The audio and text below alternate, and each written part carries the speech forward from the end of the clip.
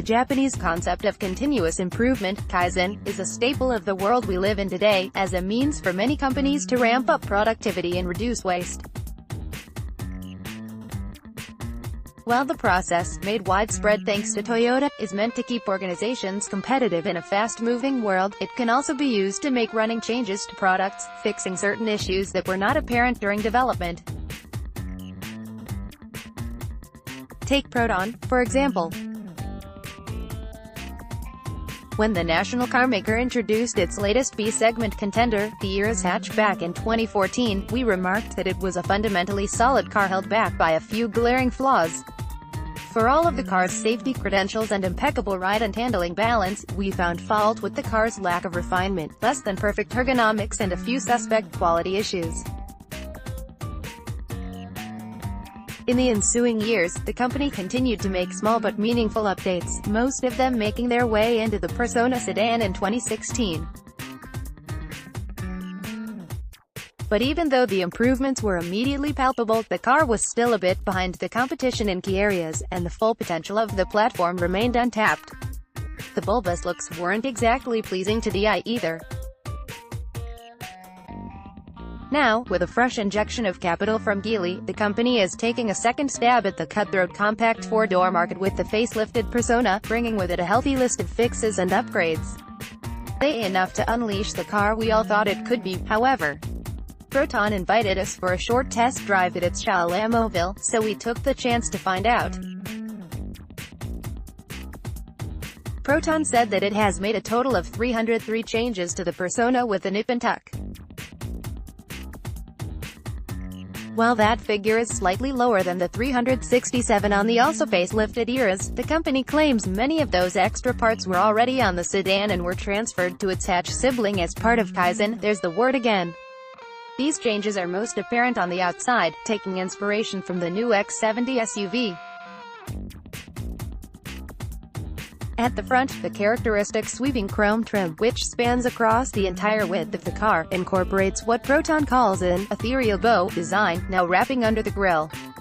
This grille, by the way, features the infinite weave pattern that is set to become part of Proton's design language moving forward. The outgoing model's massive lower grille has also been slimmed down, while the air intakes flanking it, now with LED daytime running lights, a Persona first, have been made larger. A slim gloss black strip, running along the lower lip, ties it all together. At the rear sits a revised rear bumper with a Mercedes-like chrome strip, plus a new rear boot lid garnished with the Proton script and a standard-fit rear spoiler that extends the short rear deck slightly. A shark antenna and new 15-inch two-tone multi-spoke alloy wheels complete the look. As a whole, the aesthetic revamp makes for a much more cohesive design. While the jelly bean silhouette still grates, there's not much you can do when the car's height is shared with the Iris. The rest of the elements work more harmoniously together to create the illusion of a wider stance.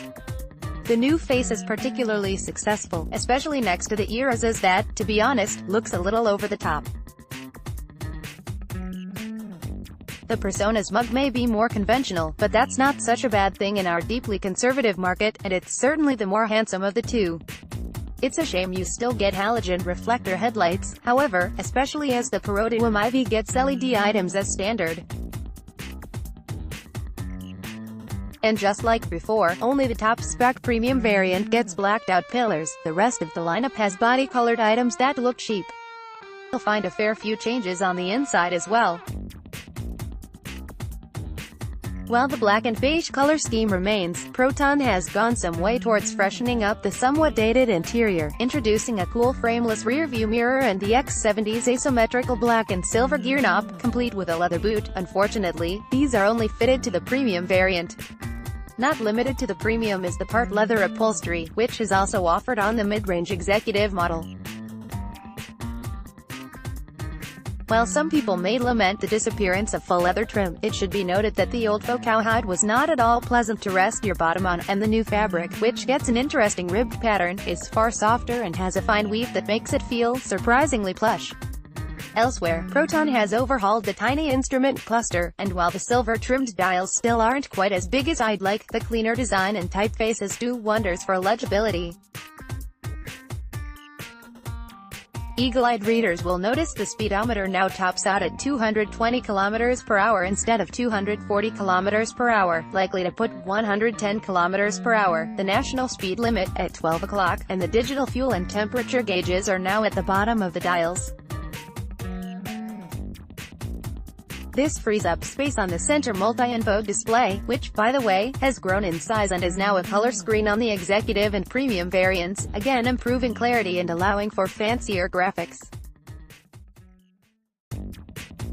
Speaking of screens, the two models also get a new infotainment system, a version of the Geely Smart Ecosystem (GKUI), developed in collaboration with ECARX.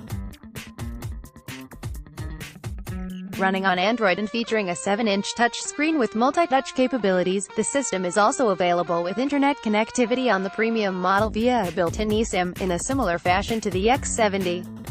This adds online navigation and music streaming as well as the much-vaunted, high-proton, voice control.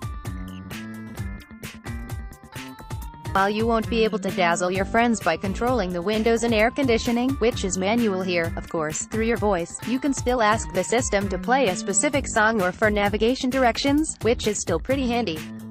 And while some of the English translations are still a little suspect, it's at least all functional, and the speed through which you can operate the system, especially the way you can cut off your virtual PA mid-sentence, is particularly impressive.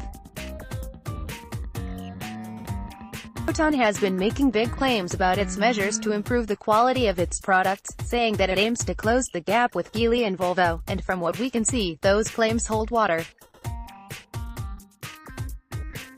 Everything from the way the doors close to the operation of the previously clacky aircon controls had a taller, more deliberate feel to it, and there's nicer fabric headlining to boot.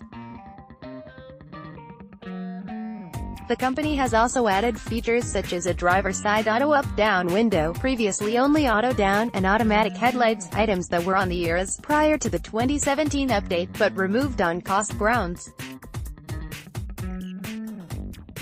Unfortunately, it hasn't seen fit to improve the car's safety kit as well, so while stability control is still fitted across the board, only the premium gets the full complement of 6 airbags. There's no autonomous emergency braking, either, despite Proton having tested the system on an era since 2014. Cabin space has never been the Persona's strong suit, so you're still not going to get segment-busting rear legroom here, as is the case with some of its rivals. Even so, there's a decent amount of space to stretch out and plenty of headroom. The boot is also generously sized at 510 liters, though the large amount of wheel arch intrusion means there's a little bit less usable space than that figure suggests. The existing 1.6-liter VVT naturally aspirated 4-cylinder petrol engine soldiers on here, producing 107 horsepower at 5,750 revolutions per minute and 150 Nm of torque at 4,000 revolutions per minute, and paired with either a 5-speed manual gearbox or a continuously variable transmission. The company said that it has retuned the CVT for improved fuel consumption with the assistance of Geely, which utilizes the same punch unit in some of its vehicles. Proton claimed that it has incorporated the learnings of both companies, and while we were limited to just a few rounds on its high-speed oval, the improvement in drivability of the CVT model was obvious from the get-go. The outgoing car was already pretty responsive to throttle inputs, but here, it was quicker still, even though it lacked the instantaneous stepped feel of a torque converter unit, like you'd find on the Honda City. Instead, the Persona delivered its ample performance in a smoother, more gradual manner, which admittedly made for a less sporty feel but, conversely, a more comfortable drive that some people might prefer. Adding to that, Proton expended a lot of effort in reducing noise, vibration and harshness, on top of the redesigned engine mounts and new exhaust system that were introduced on the previous model. Although the company did not elaborate on the changes, the difference was palpable. While the era's, Persona's trademark boomy engine note had not been completely expunged, it was considerably quieter than before. Road and wind noise was also slightly lower, only becoming obvious at higher speeds. Better still, the vibrations through the steering wheel and pedals that afflicted the original eras, and made that car quite tiring to drive over long distances, had been pretty much wiped out, thanks to a new dynamic damper. These improvements should make for a more relaxing drive, clawing back the ground lost to the Persona's more refined Japanese competitors.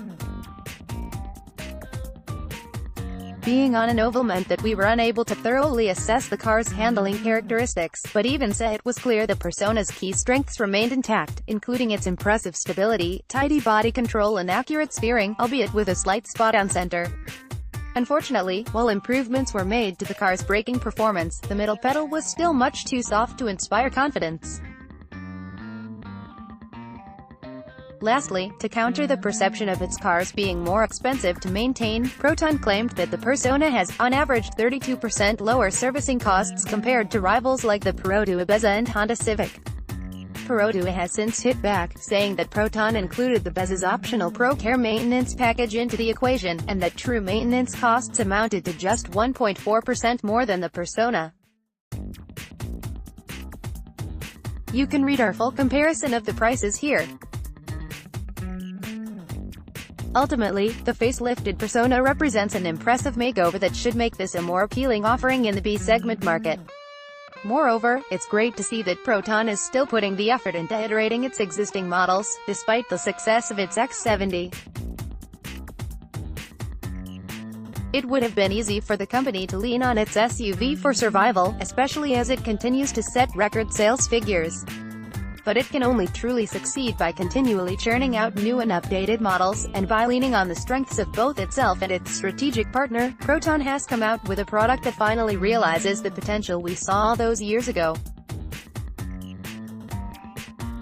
Gallery, 2019 Proton Persona 1.6 Executive Gallery, 2019 Proton Persona 1.6 Premium. Let's block ads.